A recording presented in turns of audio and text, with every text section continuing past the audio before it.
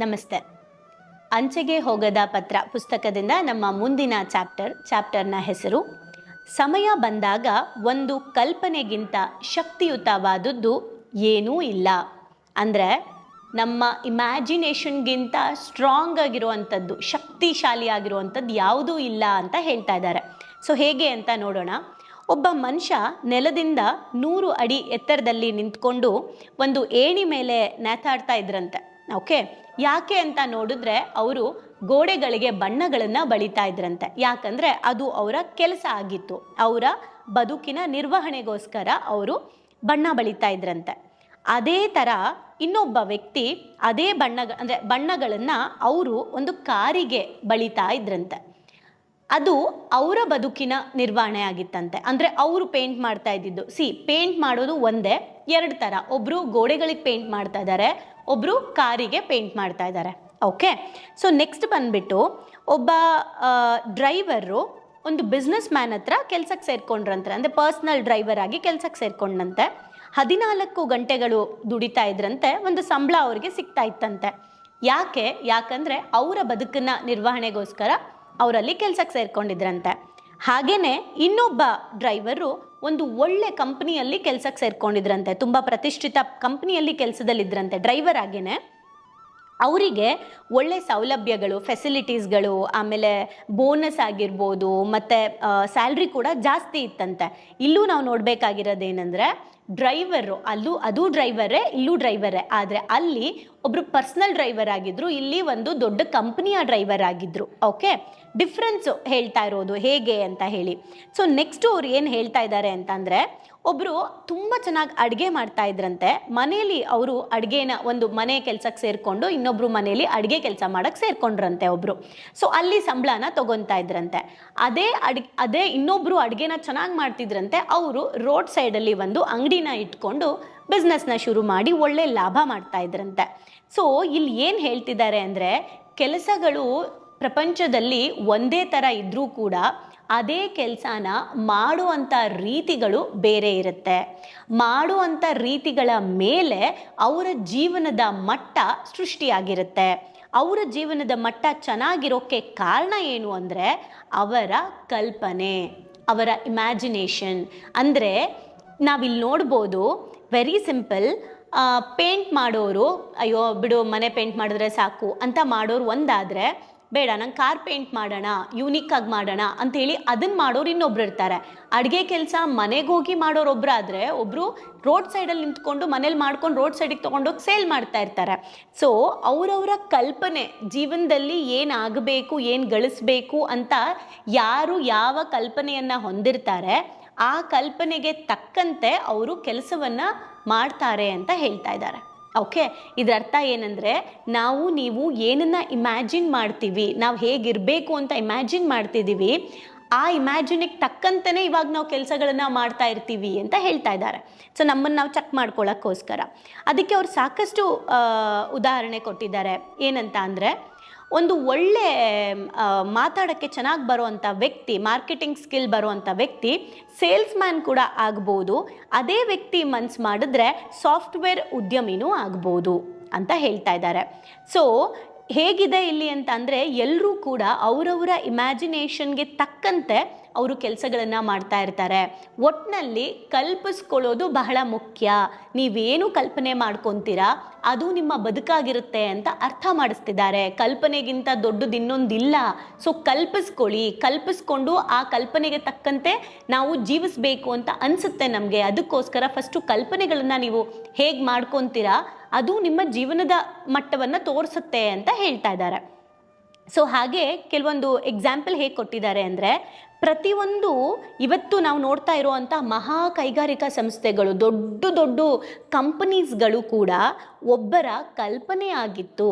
ಅಂದರೆ ಯಾರೋ ಒಬ್ಬ ವ್ಯಕ್ತಿ ಕಂಡಿರುವಂತಹ ಕಲ್ಪನೆಯೇ ಇವತ್ತು ದೊಡ್ಡ ಕಂಪನಿ ಆಗಿದೆ. ಆ ಒಂದು ಚಿಕ್ಕ ಕಲ್ಪನೆಯನ್ನು ಪ್ರಾರಂಭ ಮಾಡಬೇಕು ಅಂತ ಅಂದ್ಕೊಳ್ಳೋವಂಥ ಇಮ್ಯಾಜಿನೇಷನ್ ಇದೆಯಲ್ಲ, ಅದು ಇವತ್ತು ದೊಡ್ಡ ಕಂಪ್ನಿಗಳಾಗಿ ಮಾಡೋದಕ್ಕೆ ಹೆಲ್ಪ್ ಆಗಿದೆ ಅನ್ನೋದನ್ನು ಹೇಳ್ತಾ ಇದ್ದಾರೆ. ಅಂದರೆ ಇವತ್ತು ಸಮಾಜದಲ್ಲಿ ಬೆಳೀತಾ ಇರೋದಾಗಿರ್ಬೋದು, ಅಥವಾ ದೊಡ್ಡ ಕಂಪನಿಗಳನ್ನು ಇವತ್ತು ಹುಟ್ಟಾಕಿರೋದಾಗಿರ್ಬೋದು, ಇವತ್ತು ಏನೆಲ್ಲ ಆಗ್ತಾ ಇದೆ ಅದು ಎಲ್ಲದಕ್ಕೂ ಕೂಡ ನಮ್ಮ ಕಲ್ಪನೆಗಳು ಮುಖ್ಯ. ಆ್ಯಂಡ್ ಅದಕ್ಕೆ ಅವ್ರು ಹೇಳ್ತಿದ್ದಾರೆ, ಇವತ್ತು ನೀವು ಓದ್ತಾ ಇರೋವಂಥ ಬುಕ್ಕು ಕೂಡ ನನ್ನ ಒಂದು ಕಲ್ಪನೆ ಅಂತ. ಸೊ ಇದು ಕೂಡ ಒಂದು ಕಲ್ಪನೆಯಲ್ಲಿ ಬಂದಿದ್ದೇ ಇವತ್ತು ಪುಸ್ತಕ ಆಗಿ ನಿಮ್ಮ ಎದುರುಗಡೆ ಬಂದಿದೆ ಅಂತ ಹೇಳ್ತಾ ಇದ್ದಾರೆ. ಅದಕ್ಕೆ ಅವ್ರು ಏನು ಹೇಳ್ತಿದ್ದಾರೆ ಅಂದರೆ, ಕಲ್ಪನೆಗಿಂತ ದೊಡ್ಡದ್ದು ಯಾವುದೂ ಇಲ್ಲ, ಸೊ ಕಲ್ಪಿಸ್ಕೊಳ್ಳಿ ಅಂತ ಹೇಳ್ತಿದ್ದಾರೆ. ಇಮ್ಯಾಜಿನ್ ಮಾಡಿ ಲೈಫ್ನ, ವಿಜುಲೈಸ್ ಮಾಡಿ ಲೈಫ್ನ ಅಂತ ಹೇಳ್ತಾ ಇದ್ದಾರೆ. ಸೊ ಯಾವ ಥರನಾದ್ರೂ ನೀವು ಕಲ್ಪಿಸ್ಕೋಬೋದು. ಅದಕ್ಕೆ ಹೇಗೆ ಕಲ್ಪಿಸ್ಕೋಬೋದು ಅಂತ ಹೇಳ್ತಿದ್ದಾರೆ ಅಂದರೆ, ನಾನು ಒಂದು ಕಲ್ಪನೆನ ಕಾಣ್ತೀನಿ ಅಂದರೆ ಲಕ್ಷಾಂತರ ಜನರ ಹೊಟ್ಟೆಯನ್ನು ತುಂಬಿಸ್ಬೋದು, ನಾನು ಲಕ್ಷಾಂತರ ಜನರ ಹೊಟ್ಟೆಯನ್ನು ತುಂಬಿಸೋ ಅಂತಹ ಒಂದು ಕೆಲಸವನ್ನು ನಾನು ಮಾಡ್ತೀನಿ, ತುಂಬ ಜನಕ್ಕೆ ಕೆಲಸ ಕೊಡ್ತೀನಿ ಅಂತನಾದರೂ ನೀವು ಕಲ್ಪಿಸ್ಕೊಳ್ಳಿ. ಅಥವಾ 6 ಇಂಚಿನ ನನ್ನ ಹೊಟ್ಟೆಯನ್ನು ತುಂಬಿಸ್ಕೊಳ್ತೀನಿ ಅಂತನಾದರೂ ಕಲ್ಪಿಸ್ಕೊಳ್ಳಿ. ಕಲ್ಪನೆ ನೀವು ಎಷ್ಟು ದೊಡ್ಡ ಮಟ್ಟಿಗೆ ಯಾವ ರೀತಿ ಕಲ್ಪನೆ ಮಾಡ್ಕೋತೀರಾ ಅದು ನಿಮ್ಮ ಜೀವನ ಅಂತ ಹೇಳ್ತಾ ಇದ್ದಾರೆ. ಸೊ ನೀವು ಒಂದು ಹೊತ್ತಿನ ಸಂಬಳಕ್ಕೆ ನಾನು ಕೆಲಸಕ್ಕೆ ಹೋಗ್ತೀನಿ ಅಂತನಾದರೂ ಅಂದ್ಕೊಳ್ಳಿ, ಅಥವಾ ಕೋಟ್ಯಾಂತರ ರೂಪಾಯಿ ಸಂಪಾದಿಸೋಕೆ ನನಗೆ ಶಕ್ತಿ ಇದೆ ಅಂತನಾದರೂ ಅಂದ್ಕೊಳ್ಳಿ, ನಿಮ್ಮ ಕಲ್ಪನೆನೇ ನಿಮ್ಮ ಬದುಕಾಗುತ್ತೆ, ನಿಮ್ಮ ಜೀವನ ಆಗುತ್ತೆ ಅಂತ ಹೇಳ್ತಿದ್ದಾರೆ. ಯಾರ ಮನಸ್ಸಿನಲ್ಲಿ ಕಲ್ಪನೆ ಮೂಡಿ ಬರುತ್ತದೆಯೋ ಆತನ ಮಾನಸಿಕ ಸ್ಥಿತಿಯ ಮೇಲೆ ಅದು ಅವಲಂಬಿಸಿದೆ.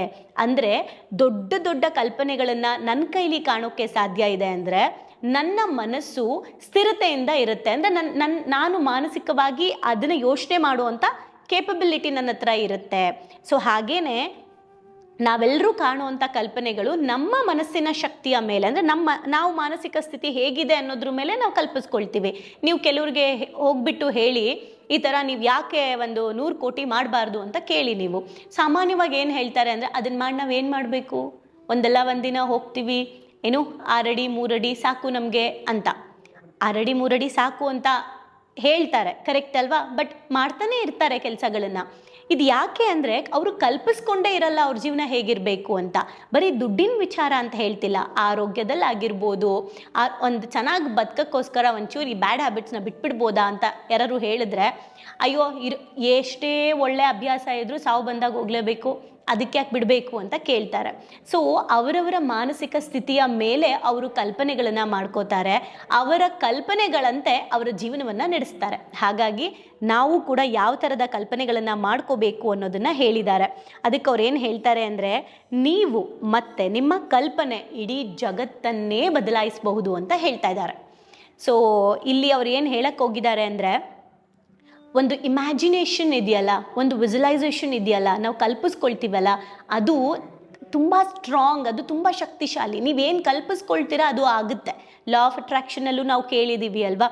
ಸೊ ಹಾಗೇ ಒಂದು ಟೈಮ್ ನೀವು ಕಲ್ಪಿಸ್ಕೊಳ್ತೀರಾ ಅಲ್ವಾ, ಅದು ನಿಮ್ಮ ಜೀವನನ ರೂಪಿಸುತ್ತೆ. ಹಾಗಾಗಿ ಸಮಯ ಬಂದಾಗ ಒಂದು ಕಲ್ಪನೆಗಿಂತ ಶಕ್ತಿ ಇನ್ನೊಂದಿಲ್ಲ ಅಂತ ಅನಿಸುತ್ತೆ. ಎಷ್ಟೋ ಸಲ ನಾವು ಅನ್ಕೋತೀವಿ.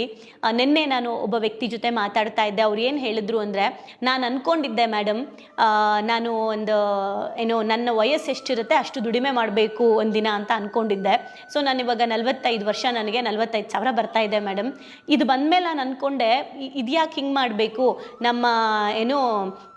ನಮ್ಮ ಜನಸಂಖ್ಯೆ ಎಷ್ಟಿದೆ ಅಷ್ಟು ದುಡ್ಡು ಮಾಡಬೇಕು ಅಂತ ನಾನು ಅನ್ಕೊಂಡಿದ್ದೀನಿ ಇವಾಗ ಅಂತ. ಅದು ದುರಾಸೆ ಅಂತಾನೋ ಆಸೆ ಅಂತಾನೋ ಅಲ್ಲ, ನಿಮ್ಮ ಕಲ್ಪನಾ ಶಕ್ತಿ, ನೀವು ಹೆಂಗೆ ಕಲ್ಪನೆ ಮಾಡ್ಕೊಳ್ತೀರಾ ಜೀವನದ ಬಗ್ಗೆ ಅನ್ನೋದು. ಸೊ ಹಾಗಾಗಿ ನಮ್ಮ ಲೈಫ್ ಬಗ್ಗೆ ಒಂದು ಒಳ್ಳೆ ಕಲ್ಪನೆ, ಅದರಲ್ಲಿ ಇವರು ಒಂದು ಚೆನ್ನಾಗಿ ಹೇಳಿದ್ರಲ್ವಾ, ಲಕ್ಷಾಂತರ ಜನರ ಹೊಟ್ಟೆ ತುಂಬಿಸೋ ಅಂತ ಕಲ್ಪನೆ ಮಾಡ್ಕೊತಿರೋ, ಅಥವಾ 6 ಇಂಚಿನ ನಿಮ್ಮ ಹೊಟ್ಟೆಯನ್ನು ತುಂಬಿಸೋಕ್ಕೆ ನೀವು ಕಲ್ಪನೆ ಮಾಡ್ಕೊತಿರೋ ಅಂತ. ಹಾಗೆ ಈಗ ನೀವು ಎಲ್ಲರೂ ಯೋಚನೆ ಮಾಡೋಣ, ನಾವು ಯಾವ ಥರದ ಕಲ್ಪನೆಗಳನ್ನು ಮಾಡ್ಕೊಂಡಿದ್ದೀವ ಆ್ಯಂಡ್ ನಮ್ಮ ಕಲ್ಪನೆ ಏನು ಮಾಡ್ಕೊಂಡಿದ್ದೀವಿ ಅದಕ್ಕೆ ತಕ್ಕಂತೆಯೇ ಜೀವಿಸ್ತಿದ್ದೀವ. ಸೊ ಇನ್ನು ಕಲ್ಪನೆಗಳನ್ನು ಗಟ್ಟಿಯಾಗಿ ನಾವು ಮಾಡ್ಕೋಬೇಕಾ, ಇನ್ನೂ ಸ್ಟ್ರಾಂಗ್ ಆಗಿ ಒಂದು ವಿಜುಲೈಸೇಷನ್ ಮಾಡಬೇಕಾ, ಒಂದು ಇಮ್ಯಾಜಿನೇಷನ್ ಮಾಡಬೇಕಾ ನಮ್ಮ ಲೈಫ್ ಬಗ್ಗೆ ಅಂತ ನೀವು ಯೋಚನೆ ಮಾಡಿ.